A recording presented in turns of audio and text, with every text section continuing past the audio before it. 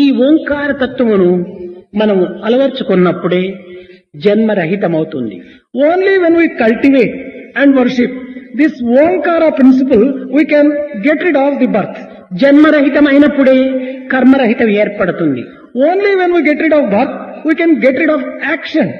కర్మరహితమైనప్పుడే భ్రమరహితమవుతుంది. Only when we get rid of action, we can be free from delusion. భ్రమరహితమైనప్పుడే మాయారహితమవుతుంది. Only when we are free from delusion, we are also free from illusion. మాయారహితమైనప్పుడే దుఃఖరహితమవుతుంది. Only then we are free from sorrow. దుఃఖరహితమైనప్పుడే పరతత్వం ప్రాప్తిస్తుంది. Then only we'll be able to reach Paratattva, the transcendental principle. ఇదే పరమాత్మ అని పిలుపబడుతూ వచ్చింది.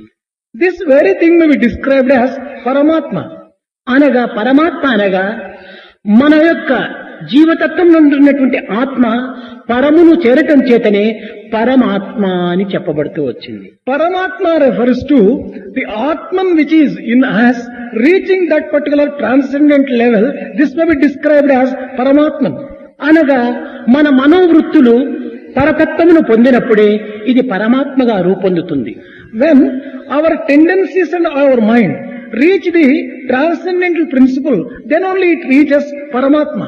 కేవలం మనో సంకల్పంతో కూడినంత వరకు కూడాను ఇది జీవాత్మగా భావించుతుంది. So long as one has the mind and the tendencies, one would be described as Jivatman.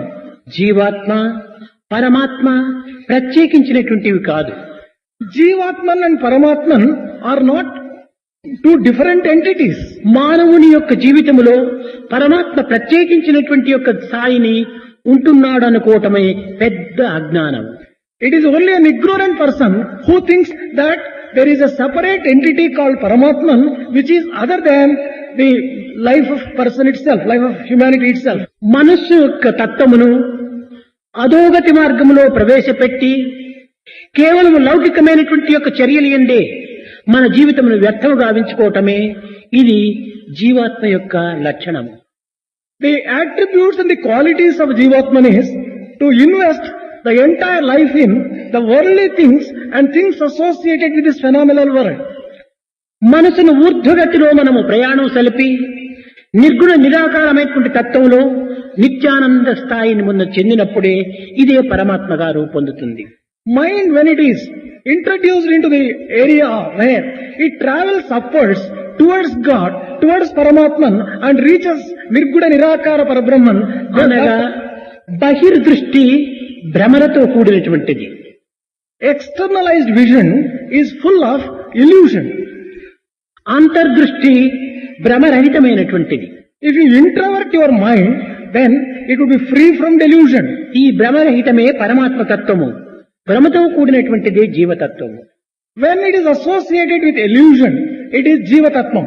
When it is free from delusion and illusion, then it is the principle of Paramatman.